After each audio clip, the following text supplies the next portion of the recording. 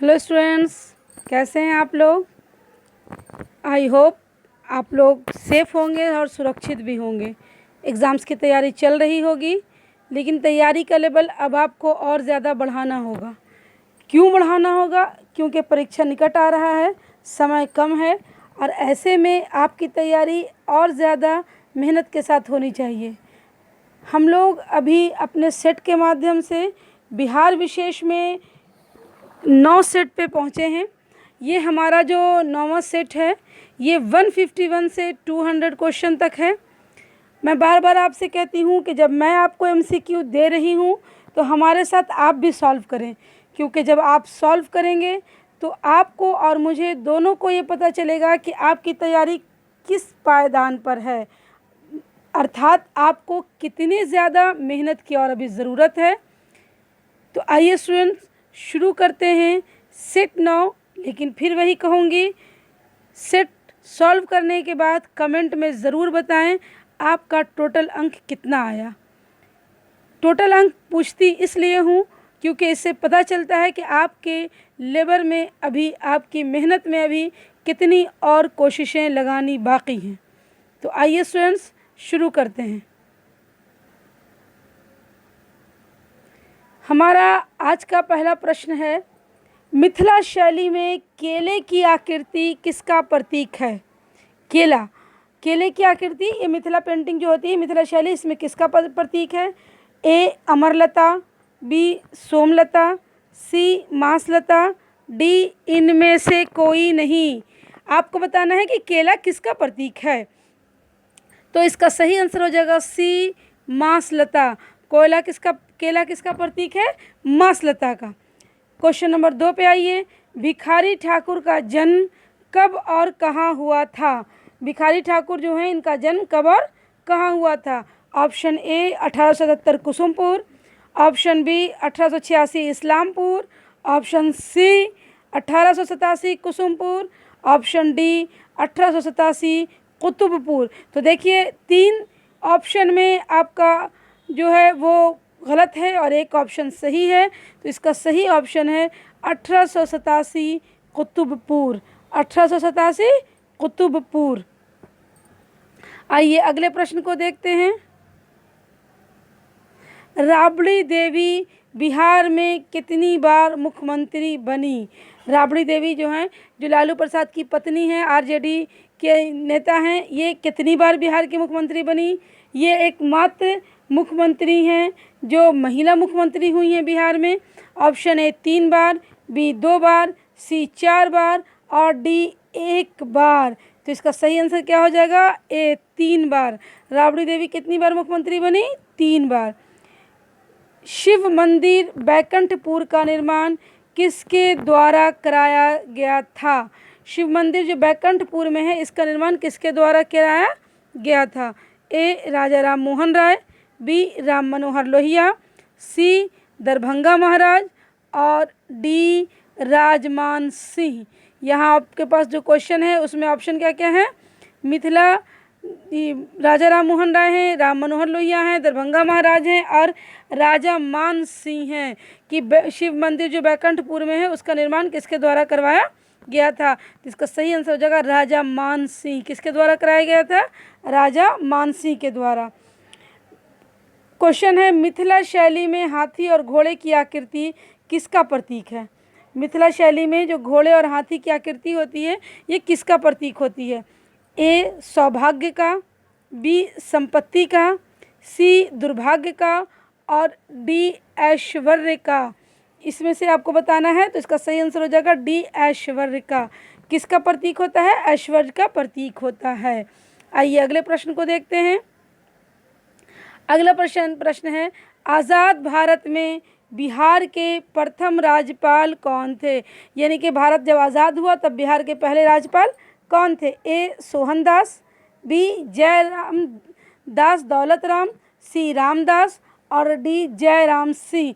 तो सही आंसर हो जाएगा जयराम दास दौलत राम। क्या हो जाएगा? जयराम दास दौलत राम। अगला क्वेश्चन है, विद्यापति की माता का नाम क्या था। विद्यापति की माता का नाम क्या था। ए हसनी देवी, बी सोनम देवी, सी सराजनी देवी और डी पार्वती देवी। तो सही आंसर इसका क्या हो जाएगा? हंसनी देवी। विद्यापति जी के माता का नाम हंसनी देवी था। आइए अगले प्रश्न को देखते हैं। मिथिला संस्कृति विद्यापीठ की स्थापना कब हुई थी? आपको बताना है मिथिला संस्कृति विद्यापीठ की स्थापना कब हुई थी। ऑप्शन ए 1953, बी 1941, सी 1951 और डी 1952। आपको बताना है मिथिला शक्तिपीठ की स्थापना कब हुई थी। इसका सही आंसर हो जाएगा सी 1951। सी 1951। अगला प्रश्न है हिंदुस्तान फर्टिलाइजर्स लिमिटेड के अधीन निम्नलिखित नगरों में से कहाँ उद्योग स्थापित किया गया है? हिंदुस्तान फर्टिलाइजर के अंतर्गत ए बख्तियारपुर, बी बाढ़, सी मोकामा और डी बरौनी कहाँ स्थापित किया गया है? तो बता दें कि हिंदुस्तान फर्टिलाइजर लिमिटेड का जो प्लांट है वो आपके बरौनी HFC के नाम से जाना जाता है। ये खाद्य उर्वरक संयंत्र कहाँ है? बरौनी में है। इसका सही आंसर हो जाएगा ऑप्शन डी। आइए अगले प्रश्न को देखते हैं।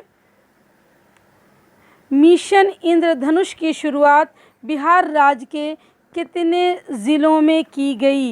ये जो मिशन इंद्रधनुष है ये बिहार राज्य के कितने ज़िलों में शुरू की गई है? ए 12, बी 15, सी 11 और डी 14। कितने राज्यों में शुरू की गई है? तो ये शुरू की गई है बिहार में 14 राज्यों में। कितने राज्यों में? 14, यानी कि ऑप्शन डी इसका आंसर हो जाएगा। आइए अगले प्रश्न को देखते हैं। जौ की सर्वाधिक खेती बिहार के किस ज़िले में होती है? जौ बिहार का एक मुख्य अनाज भी है। इसकी खेती बिहार के किस ज़िले में होती है? मोटे अनाज में इसको देखा जाता है। ए पश्चिमी चंपारण, बी सारण, सी सुपौल और डी पूर्वी चंपारण। आपको बताना है कि जौ की सर्वाधिक खेती किस ज़िले में होती है। तो इसकी सर्वाधिक खेती जो होती है वो होती है कहाँ? पूर्वी चंपारण में, यानी कि ऑप्शन डी सही है। कौन सा सही हो गया? डी, पूर्वी चंपारण में ही सबसे ज़्यादा जौ की खेती होती है। आइए अगले प्रश्न को देखते हैं। हिंदुओं के प्रमुख शक्तिपीठ मंगला गौरी मंदिर कहाँ स्थित हैं? हिंदुओं का 51 शक्तिपीठ है देवी दुर्गा की, उसमें से एक मशहूर शक्तिपीठ है, प्रमुख भी माना जाता है, मंगला गौरी मंदिर। तो आपको बताना है कि मंगला गौरी मंदिर कहाँ स्थित है। ए जहानाबाद, बी गया, सी बिहार शरीफ और डी नवादा। ये कहाँ स्थित है? इसका सही आंसर हो जाएगा बी गया। कहाँ स्थित है? गया में। अगला प्रश्न है कौन नदी हिरण्यवाह तथा सोनभद्र के नाम से प्रसिद्ध है? कौन सी नदी है जिसे हिरण्यवाह तथा सोनभद्र दोनों नाम से जाना जाता है? ऑप्शन ए सोन नदी, बी सतलज नदी, सी गंडक नदी और डी पुनपुन नदी। कौन सी नदी है जिसको हिरण्यवाह तथा सोनभद्र के नाम से जाना जाता है? तो सही आंसर हो जाएगा सोन नदी। सोन नदी और गंगा नदी के संगम पर ही पाटलिपुत्र को उज्जैन ने बसाया था। हिंदी भाषा में विहार का क्या अर्थ है? विहार जिससे कि कालांतर में जाकर बिहार बना। तो आपको बताना है कि हिंदी भाषा में विहार का क्या अर्थ है। ए वास्तु विहार, बी बसंत विहार, सी बौद्ध मठ और डी इनमें से कोई नहीं। आपको बताना है इसका सही आंसर क्या होगा। तो इसका सही आंसर हो जाएगा बौद्ध मठ, क्योंकि बिहार प्रारंभ से बौद्ध साधुओं का गढ़ रहा। बौद्ध मठों की यहाँ जो उपलब्धता बहुत अधिक थी, इस कारण इस क्षेत्र को विहार कहा जाने लगा और बाद में यही विहार बिहार के नाम से बदल गया। हिंदू धार्मिक मान्यताओं के अनुसार किस नदी को अपवित्र या अशुभ माना जाता है? तो ऐसी नदी, सबसे पवित्र नदी वर्तमान में तो गंगा है, जबकि प्राचीन काल में ऋग्वैदिक काल में आपको सबसे पवित्र नदी के रूप में सरस्वती को नदीतमा कहा गया है, सबसे जीवनदायिनी सिंधु को कहा गया है। लेकिन वर्तमान में आपको बताना कौन सी नदी इसको अपवित्र या अशुभ माना जाता है। ए फल्गु नदी, बी कर्मनाशा नदी, सी पुनपुन नदी और डी इनमें से कोई नहीं। तो इसका सही आंसर हो जाएगा बी कर्मनाशा नदी। ये नदी बिहार और उत्तर प्रदेश के बीच की लाइन रेखा के रूप में भी देखा जा सकता है। इस नदी से ही बिहार और यूपी का बंटवारा होता है। आगे आइए देखते हैं। पितृपक्ष में भव्य और विशाल मेला किस स्थल पर लगता है? पितृपक्ष का जो मेला लगता है वो कहाँ लगता है? ए नवादा, बी गया, सी जहानाबाद, डी इनमें से कोई नहीं। आपको बताना पितृपक्ष मेला कहाँ लगता है। तो पितृपक्ष मेला का आयोजन फल्गु नदी के तट पर गया में किया जाता है। कहाँ किया जाता है? गया में। अगला प्रश्न है, दिल्ली की राजगद्दी पर बैठने वाला पहला बिहारी कौन था? ए शेरशाह सूरी, बी अशोक, सी बिंबिसार, डी कुंवर सिंह। तो मैं आपको बता दूं कि अशोक मगध का शासक था, दिल्ली की गद्दी पर नहीं बैठा। बिंबिसार मगध का शासक था। कुंवर सिंह आरा जगदीशपुर के ज़मींदार थे, शासक थे। शेरशाह सूरी प्रथम बिहारी था जो दिल्ली की सल्तनत पर बैठा, दिल्ली की गद्दी पर बैठा, जिसने हुमायूं को हटाकर दिल्ली की गद्दी प्राप्त की थी। आइए अगले प्रश्न को देखते हैं। रियासत काश्तकारी अधिनियम के किस अधिनियम के नाम से जाना जाता है? यानी कि रियासत काश्तकारी अधिनियम जो है इसे दूसरे किस नाम से जाना जाता है?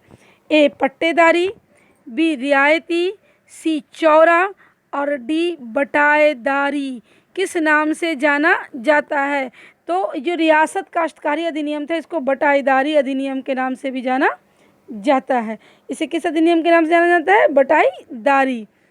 अगला प्रश्न है, छिन्न मस्तिका मंदिर उच्चौठ कहाँ स्थित है? छिन्न मस्तिका मंदिर उच्चौठ कहाँ स्थित है? ए शिवहर, बी मधुबनी, सी दरभंगा, डी सीतामढ़ी। आपको बताना है कि छिन्न मस्तिका मंदिर जो कि उच्चौठ कहाँ है, आपको बताना है। इसका ऑप्शन है शिवहर, मधुबनी, दरभंगा और सीतामढ़ी। आपका इसका सही आंसर हो जाएगा मधुबनी। सही आंसर क्या हो जाएगा? मधुबनी। छिन्न मस्तिका मंदिर जो है ये मधुबनी में स्थित है। आइए अगले प्रश्न को देखते हैं।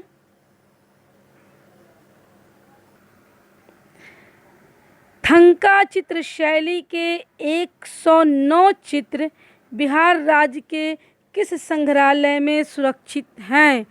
थंका एक चित्र शैली है बिहार की, इसका 109 चित्र बिहार के किस संग्रहालय में सुरक्षित हैं? ए बिहार संग्रहालय, बी पटना संग्रहालय, सी गांधी संग्रहालय और डी इनमें से कोई नहीं। आपका सही आंसर क्या हो जाएगा? इसका सही आंसर हो जाएगा पटना संग्रहालय। ये गांधी मैदान के पास है पटना संग्रहालय। गांधी मैदान से थोड़ा आगे जाकर इसको पटना म्यूजियम के नाम से भी जानते हैं। गोलघर से और आगे बढ़िएगा और दूसरी तरफ से आप तारामंडल की तरफ से भी इधर आ सकते हैं। यहाँ 109 चित्र थंका चित्र शैली के बनाए हुए रखे हुए हैं। अब प्रश्न है अगला कि थंका शैली किस प्रकार की शैली है? बेसर शैली है, नागर शैली है, द्रविड़ शैली है, तिब्बती शैली है? किस प्रकार की शैली है आपको बताना है। तो थंका जो शैली है ये तिब्बती शैली है। कौन सी शैली है? तिब्बती शैली है। देखिए भारत में मंदिरों का निर्माण 3 शैली से होता है, द्रविड़, नागर और बेसर शैली। लेकिन ये जो थंका शैली की चित्रकारी है ये तिब्बती शैली में है। आइए अगले प्रश्न को देखते हैं। किस जनपद का आमात्य शिशुनाग था? शिशुनाग जो था वो किस जनपद का आमात्य था? ए काशी, बी बोधगया, सी देवघर और डी इनमें से कोई नहीं।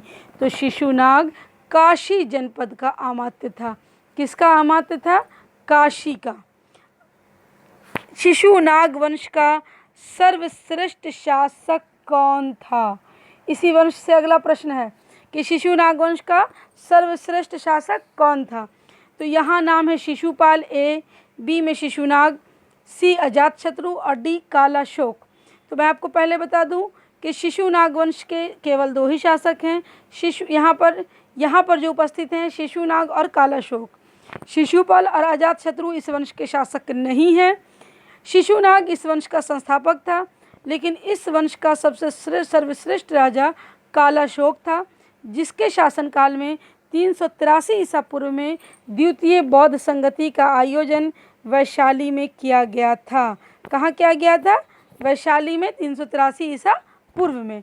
ये सर्वश्रेष्ठ शासक माना जाता है इस वंश का और इसने ही वैशाली से पुनः पाटलिपुत्रा की राजधानी, मगध की राजधानी को पाटलिपुत्रा लाया और ये लास्ट टाइम तक बनी रहती है। आइए अगले प्रश्न को देखते हैं। मिथिला शैली में हंस और मयूर की आकृति किसका प्रतीक है? मिथिला शैली जो पेंटिंग की इसमें हंस की आकृति और मयूर की आकृति यानी मोर की किसका प्रतीक है? ए हिंसा का, बी परोपकार का, सी शांति का, डी प्रेम का। किसके प्रतीक के रूप में हंस और मोर को जाना जाता है? तो इसका सही आंसर हो जाएगा शांति का प्रतीक है, सी शांति का प्रतीक है। अगला प्रश्न है, सिद्धार्थ के गृह त्याग के समय उनके सारथी का नाम क्या था? सिद्धार्थ जिन्हें हम गौतम बुद्ध के नाम से जानते हैं, सिद्धार्थ बचपन में गौतम बुद्ध का नाम सिद्धार्थ था। इनकी माता का नाम जो था वो महामाया था, परंतु इनके जन्म के 7 दिन बाद ही इनकी माता का देहांत हो गया था और इनका लालन पालन इनकी मासी प्रजापति गौतमी ने की थी। इनके पिता शुद्धोदन थे, तो इनके बचपन का नाम सिद्धार्थ था। इन्होंने जब गृह त्याग किया, घर छोड़ा, तो इनका जो सारथी था, इनके रथ का वाहक, उसे ढोने वाला, उसका नाम क्या था आपको बताना है। ए पद्म, बी द्वारक, सी छंदक, डी संजय। इनके सारथी का नाम क्या था? तो मैं आपको बता दूं कि सिद्धार्थ के सारथी का नाम छंदक था। क्या नाम था? छंदक। और सिद्धार्थ के प्रथम जो गुरु थे आध्यात्मिक, वो अलार कलाम थे। आइए अगले प्रश्न को देखते हैं। गृह त्याग के समय सिद्धार्थ के अश्व का क्या नाम था? अर्थात कि जिस घोड़े से सिद्धार्थ ने गृह त्याग किया था, उस घोड़े का नाम क्या था? ए कंथक, बी चेतक, सी बादल, डी इनमें से कोई नहीं। मैं आपको बता दूं, चेतक महाराणा प्रताप के घोड़े का नाम था और इनके घोड़े का नाम था कंथक। क्या नाम था इनके घोड़े का? कंथक नाम था। जो सिद्धार्थ यानी कि बाद में जो गौतम बुद्ध बने, उनके घोड़े का नाम क्या था? कंथक। अगला क्वेश्चन है, सिंधु और कान्हू। सिंधु और कान्हू कहाँ फांसी दी गई थी? सिंधु और कान्हू दोनों के आंदोलन से संबंधित हैं, तो इन्हें कहाँ फांसी दी गई थी? ए पूर्णिया, बी काशिमचक, सी पानापुर और डी बरहेट। आपको बताना है सिंधु और कान्हू को फांसी कहाँ दी गई थी? तो सिंधु और कान्हू को फांसी दी गई थी बरहेट में। कहाँ दी गई थी? बरहेट में। आइए अगले प्रश्न को देखते हैं। सिखों के 10वें गुरु गुरु गोविंद सिंह का जन्म तिथि कौन सा पर्व मनाया जाता है? तो मैं आपको बता दूं, सिख धर्म में 10 गुरु हुए हैं। प्रथम गुरु गुरु नानक देव थे और अंतिम गुरु गुरु गोविंद सिंह थे। गुरु गोविंद सिंह ने ही गुरु की परंपरा को समाप्त कर दिया था और गुरु की परंपरा को समाप्त करके इन्होंने इस पद्धति का अंत किया था। गुरु गोविंद सिंह का जन्म पटना सिटी में हुआ था। पटना का ये एक क्षेत्र है, पुराना पटना, पटना सिटी, जहाँ गुरु गोविंद सिंह का जन्म हुआ था, जहाँ गुरुद्वारा है। और इनके जन्म दिवस के अवसर पर प्रत्येक वर्ष प्रकाश वर्ष मनाया जाता है। यानी इनके जन्मदिन को जो मनाया जाता है, इस उत्सव को प्रकाश वर्ष के नाम से जाना जाता है।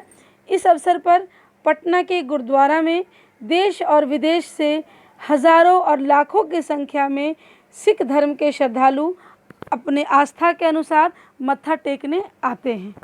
तो आइए देखते हैं अगला प्रश्न। सिंचित क्षेत्रों में कृषक धान के साथ किस फसल का उत्पादन करता है? यानी कि जो सिंचाई वाला क्षेत्र है, यहाँ कृषक यानी कि जो किसान है, धान के साथ किस फसल का उत्पादन करता है? ए गेहूँ, बी गन्ना, सी मक्का, डी चना। धान के साथ जो लगाया जाता है, तो जो भी सिंचाई का क्षेत्र है, वहाँ धान और गेहूँ दोनों की फसल कृषक उपजाते हैं। जब वो अपने खेतों से गेहूँ काट लेते हैं तो कुछ समय के बाद धान लगाते हैं, लेकिन धान काटने के तुरंत बाद वो गेहूँ की बुआई करते हैं, क्योंकि धान एक खरीफ फसल है और गेहूँ एक रबी फसल है।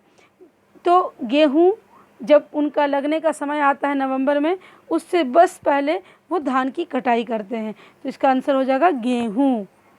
सिमरिया मेला बिहार के में कहाँ आयोजित किया जाता है? देखिए, सिमरिया मेला गंगा के तट पर लगता है। सिमरिया जो कि दिनकर की जन्मभूमि है, रामधारी सिंह दिनकर की। सिमरिया रामधारी सिंह दिनकर के लिए विख्यात है। तो सिमरिया मेला का आयोजन गंगा के तट पर होता है।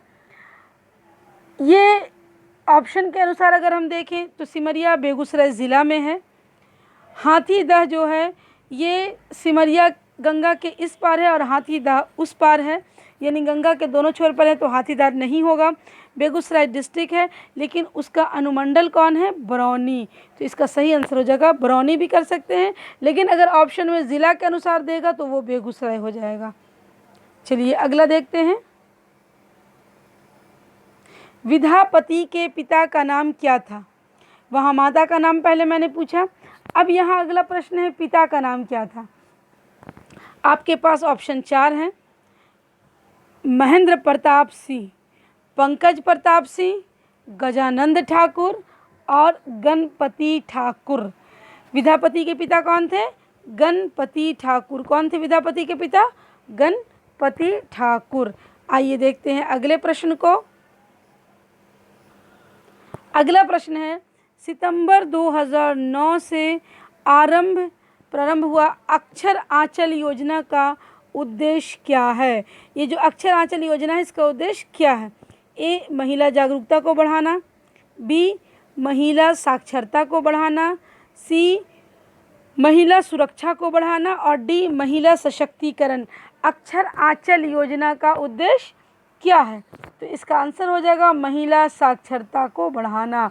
ऑप्शन बी क्या हो जाएगा? महिला साक्षरता को बढ़ाना। आइए अगला प्रश्न देखते हैं। विभाजन के बाद बिहार का क्षेत्रफल कितने वर्ग किलोमीटर रह गया है? यानी कि जब झारखंड से बिहार का बंटवारा हो गया तो उसके बाद बिहार का कुल क्षेत्रफल कितने वर्ग किलोमीटर है?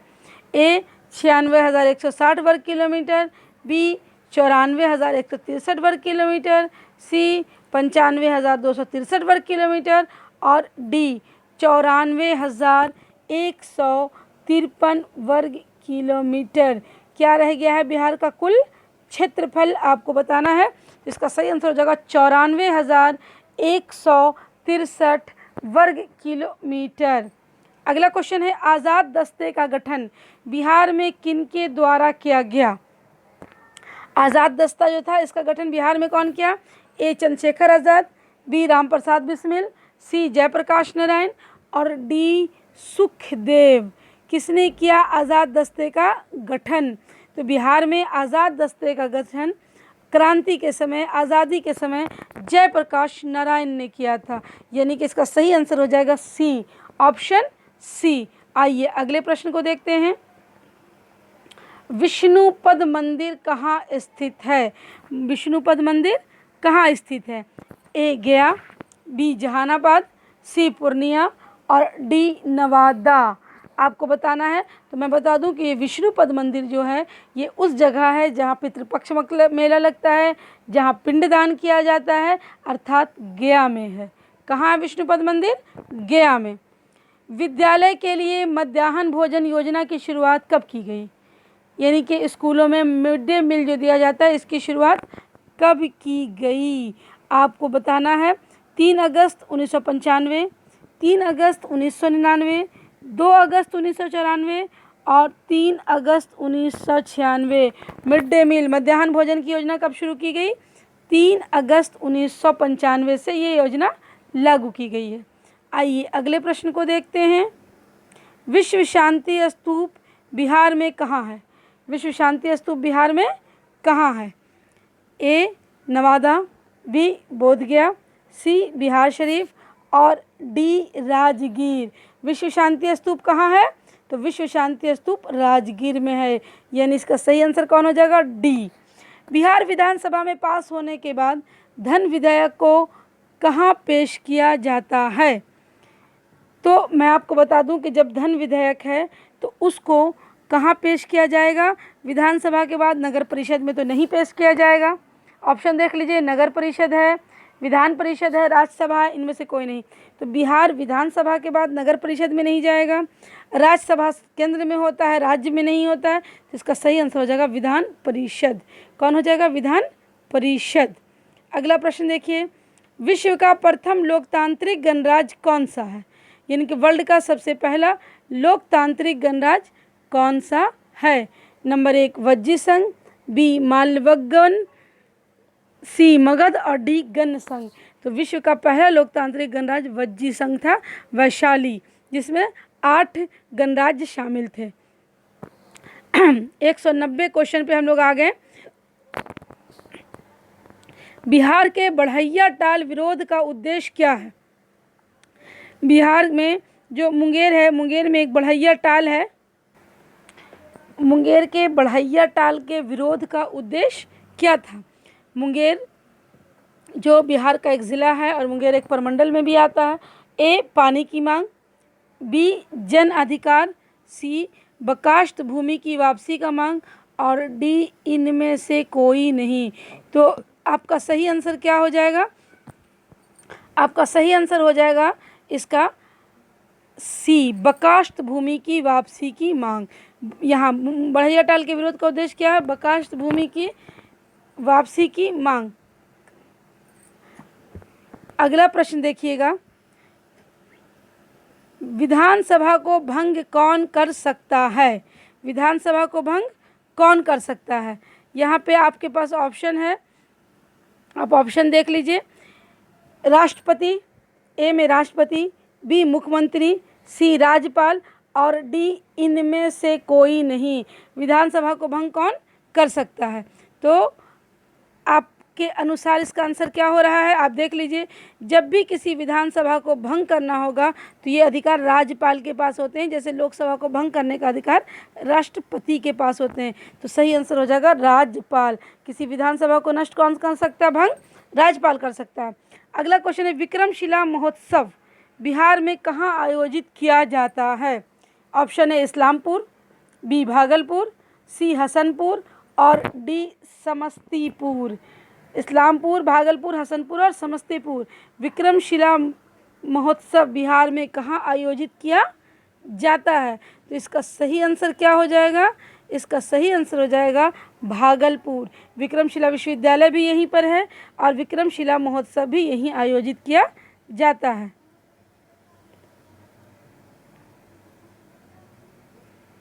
अगला प्रश्न है, विधानसभा अध्यक्ष एवं उपाध्यक्ष को कम से कम कितने दिन के पूर्व सूचना से लाए गए अविश्वास प्रस्ताव को विधानसभा में पास करा के पद से हटाया जा सकता है? यानी कि विधानसभा अध्यक्ष एवं उपाध्यक्ष को कम से कम कितने दिन पूर्व जो सूचना दिया जाता है उस पर अविश्वास प्रस्ताव लाया जा सकता है? 15, बी 12, सी 13, डी 14। इसका सही आंसर क्या हो जाएगा? 14 दिन। इनको जो अविश्वास प्रस्ताव लाया जाता है इनके विरुद्ध, उससे 14 दिन पूर्व इनको सूचना देना ज़रूरी होता है। विद्यापति की प्रसिद्ध रचनाएं किस भाषा में हैं? विद्यापति की प्रसिद्ध रचनाएं किस भाषा में हैं? ए मैथिली, बी मगही, सी हिंदी और डी भोजपुरी। विद्यापति किस भाषा के कवि थे? आपको ये भी देखना होगा यहाँ। तो ये मैथिली भाषा के कवि थे। तो इनकी जो प्रसिद्ध रचनाएं हैं वो किस भाषा में आपको मिलेंगी? मैथिली भाषा में मिलेंगी। आइए अगले प्रश्न को देखते हैं। विश्वविख्यात सोनपुर मेला उत्तर बिहार में गंगा एवं गंडक नदी के संगम पर कब लगता है? सोनपुर मेला जो सबसे बड़ा पशु मेला है एशिया का, ये उत्तर बिहार में लगता है, सोनपुर में, गंगा एवं गंडक नदी के संगम पर। तो ये कब लगता है? ए चैती पूर्णिमा, बी बैसाखी पूर्णिमा, सी आषाढ़ी पूर्णिमा और डी कार्तिक पूर्णिमा। कब लगता है ये मेला? तो ये मेला लगता है कार्तिक पूर्णिमा पर, यानी कि ऑप्शन डी इसका सही हो जाएगा, कार्तिक पूर्णिमा। विद्यापति को शिक्षा देने का काम किसने किया था? विद्यापति को शिक्षा देने का काम किसने किया था? ए विश्वामित्र ने, बी विष्णुमित्र ने, सी हरिमित्र ने और डी इनमें से कोई नहीं। तो विद्यापति के गुरु का नाम हरिमित्र था। क्या था इनके गुरु का नाम? हरिमित्र। ये विद्यापति के शिक्षक थे और उनको शिक्षा दिए थे। अगला प्रश्न है, मिथिला शैली में सूर्य और चंद्र की आकृति किसका प्रतीक है? मिथिला शैली में सूर्य और चंद्र की जो आकृति है वो किसका प्रतीक है? ए ऊर्जा का, बी जीवन का, सी प्रकाश का और डी इनमें से कोई नहीं। मिथिला शैली में सूर्य और चंद्र किसका प्रतीक है? तो आप देख लीजिए, सूर्य और चंद्र को मिथिला शैली में किसके प्रतीक के रूप में देखा जाता है? तो आपका आंसर हो जाएगा जीवन के प्रतीक के रूप में। किसके प्रतीक के रूप में देखा जाता है? जीवन के प्रतीक के रूप में। सिराजुद्दौला और अंग्रेज़ों के बीच प्लासी का युद्ध कब हुआ था? यहाँ हम सब जानते हैं कि प्लासी का युद्ध बंगाल के नवाब सिराजुद्दौला और रॉबर्ट क्लाइव के बीच हुआ था, जो अंग्रेज़ी सेना का नेतृत्व कर रहा था। ये ब्लैक होल घटना के विरुद्ध में किया गया एक अभियान था। ये एक ऐसा युद्ध था जिसमें कोई रक्तपात नहीं हुआ था, लेकिन युद्ध में जय और पराजय ज़रूर हुई थी, विजय और पराजय। ऑप्शन ए 23 जून 1755, ऑप्शन बी 23 जून 1757, ऑप्शन सी 24 जून 1753 और ऑप्शन डी 22 जून 1758। तो प्लासी का युद्ध कब हुआ था? 23 जून 1757 ईस्वी में हुआ था प्लासी का युद्ध। अगला प्रश्न देखिए, कोसी परियोजना के किस एक राज्य एवं किस एक देश को लाभ होता है? ये जो कोसी परियोजना है इससे किस एक देश को लाभ होता है और किस एक राज्य को लाभ होता है? तो कोसी परियोजना जो है ये किसके किसके बीच है? ये बीच तो है भारत और नेपाल के, लेकिन इससे हम बिहारवासी के साथ साथ नेपालवासी दोनों लाभान्वित होते हैं। तो राज्य में आपका बिहार हो जाएगा और देश में नेपाल, क्योंकि झारखंड और नेपाल नहीं हो सकता है क्योंकि कोसी परियोजना में झारखंड सम्मिलित नहीं है। बिहार और चीन नहीं होगा क्योंकि कोसी परियोजना में चीन सम्मिलित नहीं है। झारखंड और बांग्लादेश का तो इससे कोई संपर्क ही नहीं है। इसका सही आंसर हो जाएगा बिहार और नेपाल। आज का अंतिम प्रश्न, विभागों में पद वृद्धि किस विभाग की सहमति से होती है? ए समाज कल्याण विभाग, बी शिक्षा विभाग, सी वित्त विभाग और डी स्वास्थ्य विभाग। यानी कि अलग अलग विभागों में जो पदों की वृद्धि होती है वो किसके कहने पर होती है? तो विभागों में पद वृद्धि के लिए रिस्पॉन्सिबल होता है वित्त विभाग, क्योंकि उसका बजट जितना होगा उसी हिसाब से वो पदों की संख्या बढ़ाता है। तो इसका सही आंसर हो जाएगा वित्त विभाग। स्टूडेंट्स, मैंने आज 50 प्रश्न दिए हैं, आपको भी बनाने थे ये प्रश्न और आप बनाएं और कमेंट के में हमें अपने सही आंसर और यदि कोई आपको डाउट है, कहीं संशय है, तो वो दोनों लिख कर भेजें। आपके कमेंट भी हमारे लिए बहुत महत्वपूर्ण हैं और आपके लाइक और शेयर, सब्सक्राइब ये सारे हमारे लिए मोटिवेशन का काम करते हैं। लाइक करें, कमेंट करें, शेयर करें और अगर पेज पर नए हैं तो पेज को सब्सक्राइब करें, बेल का आइकॉन प्रेस करें, आगे डाले गए वीडियो की नोटिफिकेशन तुरंत प्राप्त करें। आज के लिए इतना ही स्टूडेंट, बाय बाय।